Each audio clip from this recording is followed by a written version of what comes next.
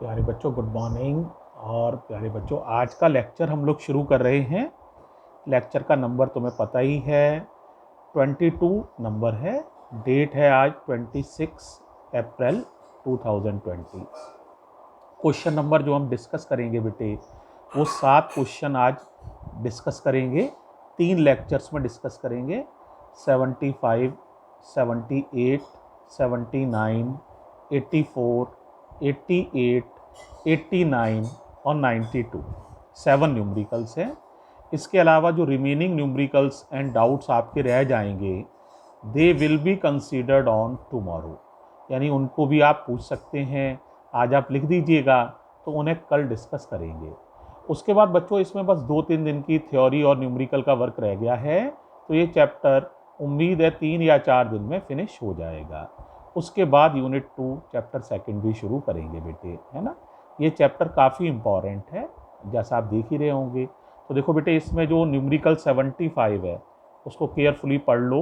मैंने यहाँ लिखा हुआ है ईएमएफ जो उसका है वो 12 वोल्ट है। मैक्सिमम करंट जो है वो 0.5 एम्पियर है। अब यहाँ एक बात छिपी हुई है। अच्छा बताओ, मैक्सिमम करंट कब मिलेगी? जब रेजिस्टेंस कम से कम हो। रेजिस्टेंस जितना कम होगा करंट उतनी ज़्यादा होगी। अब रेजिस्टेंस में 2 रेजिस्टेंस होते हैं, एक एक्सटर्नल रेजिस्टेंस, एक इंटरनल रेजिस्टेंस। देखो बेटे, इंटरनल रेजिस्टेंस तो खुद बैटरी का है, तो बैटरी अगर मौजूद है तो उसको आप चेंज नहीं कर सकते हैं, वो जो है वो रहेगा। एक्सटर्नल रेजिस्टेंस को आप कम से कम कर सकते हैं। अब बताओ, अगर एक्सटर्नल रेजिस्टेंस कम से कम करें तो मैं लिखा है for maximum current resistance should be minimum. इसका मतलब आर की वैल्यू कितनी हो सकती है? 0, because small r can not be changed as it is the internal resistance of battery. तो बैटरी को चेंज नहीं कर सकते हैं, इसलिए इंटरनल रेजिस्टेंस तो प्यारे बच्चों उतना ही रहेगा, एक्सटर्नल रेजिस्टेंस 0 हो जाएगा। अब तुम लोगों ने फॉर्मूला पढ़ा हुआ था करंट का, I बराबर टोटल ईएमएफ। अच्छा बताओ, और नीचे क्या था बेटा? Total resistance. याद आ गया होगा। तो करंट कितनी है? 0.5 एम्पियर। टोटल ईएमएफ कितना है? 12 वोल्ट।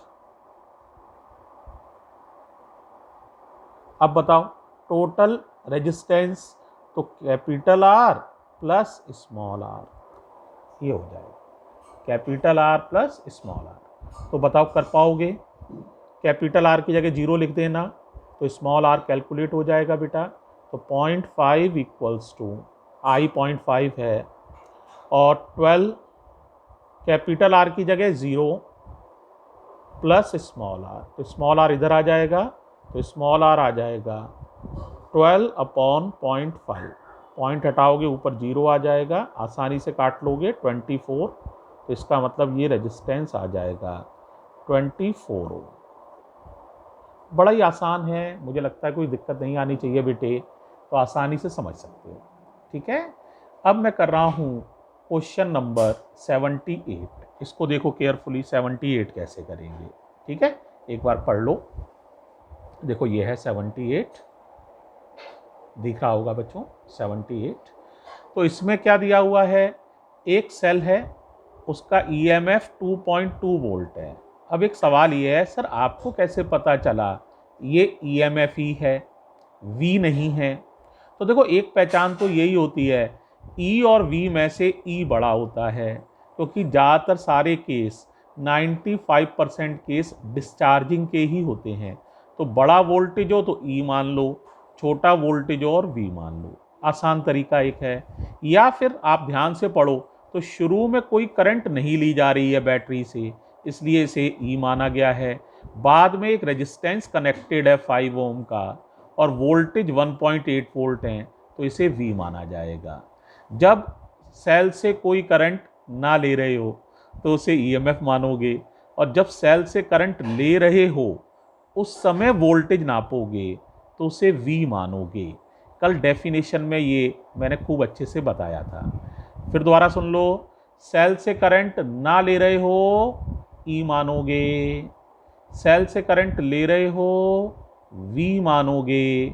और एक साधारण पहचान बताई थी, E बड़ा होता है डिस्चार्जिंग में, V छोटा होता है, 2.2 बड़ा है E मान लो, 1.8 छोटा है V मान लो। अब तुम्हें निकालना क्या है, स्मॉल r। तो देखो बेटा स्मॉल r कैसे निकालोगे बताओ भाई। तो देखो सबसे पहले ओम्स लॉ लगा रहे हैं। ओम्स लॉ याद है, V equals to I R, याद आ गया होगा। V equals to I R लगा दिया है। यहां से I निकाल पाओगे, I हो जाएगा प्यारे बच्चों V अपॉन R। अच्छा V बताओ कितना है भाई, 1.8, R कितना है 5। तो आप आसानी से डिवाइड कर लोगे, I निकल आएगा आपका, वॉट एवर इट इज। ठीक है। अब बेटे फॉर्मूला कौन सा लगाओगे, फॉर्मूला देखो तुम्हारे पास था E equals to V plus I small r। ध्यान आ गया होगा, कल ये फॉर्मूले सारे तुमने याद किए थे। तो E equals to V plus I R. क्या कैलकुलेट करना है, R फॉर्मूला बना लो, V इधर चला जाएगा, I नीचे आ जाएगा। तो R का फॉर्मूला बन जाएगा E minus V upon I. अब आप चेक करो, क्या E, V और I मालूम है? ऑफ कोर्स मालूम है। E की वैल्यू 2.2 है, V की वैल्यू 1.8 है, I की वैल्यू ये कैलकुलेट की है, वैल्यू रख देना और सॉल्व करना है। तो देखो बेटा रख रहे हैं 2.2 माइनस 1.8 डिवाइडेड बाई 1.8, और नीचे 5 है ना, तो 5 कहाँ चला जाएगा ऊपर, इंटू 5। 2.2 में से 1.8 घटा लो तो 0.4 अपॉन 1.8 इंटू 5। 5 4 जा 20, यानी ये आ गया 2 अपॉन 1.8। 10 बाई 9 डिवाइड कर लो, 9 1 जा 9 और 1.11 ये आंसर आ जाएगा। बच्चों कैलकुलेशन बहुत इजी है, समझ आ गया। 2 स्टेप में सवाल किया है। कल वाले अगर फॉर्मूले याद हों एक बार उन्हें देख लो बेटा, अगर नहीं याद है तो फॉर्मूला था V equals to I R, Ohm's law है, I कैलकुलेट कर लिया। फिर at the time of discharging E का फॉर्मूला था E equals to V plus I R, यहाँ से I का R का फॉर्मूला डेराइव कर लिया, E minus V upon I. अब तो कुछ नहीं करना है, E, V और I की वैल्यू लगा दो, क्लास 9th ऐसी कैलकुलेशन कर लो, तो ये पूरा हो जाएगा। प्यारे बच्चों ये है लेक्चर 22 जो आपका फिनिश हो गया है। अब इसके बाद हम चर्चा करेंगे लेक्चर 23 पर। 3 सवाल पढ़ो तब तक, 79 पढ़ो, 84 पढ़ो, 88 पढ़ो। इन 3 सवालों को हम कंसीडर करेंगे लेक्चर 23 में।